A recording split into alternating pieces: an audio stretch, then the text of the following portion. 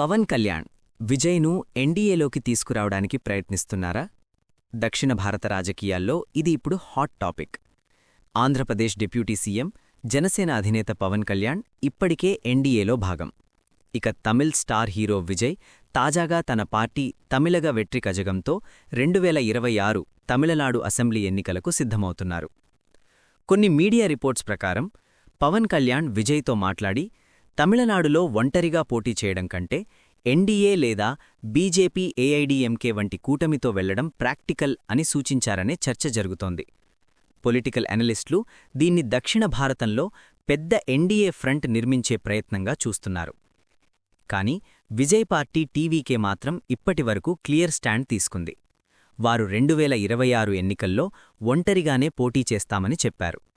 విజయ్ గతంలో ఇలా కూడా అన్నారు: BJP ideological enemy, DMK political enemy.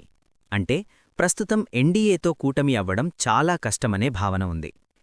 ఇప్పటివరకు పవన్ కళ్యాణ్, విజయ్ మధ్య ఏ అధికారిక పొట్టు ప్రకటించలేదు. ఇప్పటివరకు ఉన్నది కేవలం ఫోన్ కాల్స్, రాజకీయ సూచనలు, మీడియా స్పెక్యులేషన్ మాత్రమే. అసలు నిర్ణయం మాత్రం విజయ్ మరియు టీవీకే చేతుల్లోనే ఉంది. 2026 ఎన్నికలు దగ్గరపడే కొద్దీ ఈ రాజకీయ సమీకరణాలు ఎలా మారతాయో చూడాలి. ఎక్స్ప్లెయిన్ ఇట్ తెలుగులో ఇలాంటి క్లియర్ ఎక్స్ప్లెయినర్స్ కోసం ఫాలో అవ్వండి.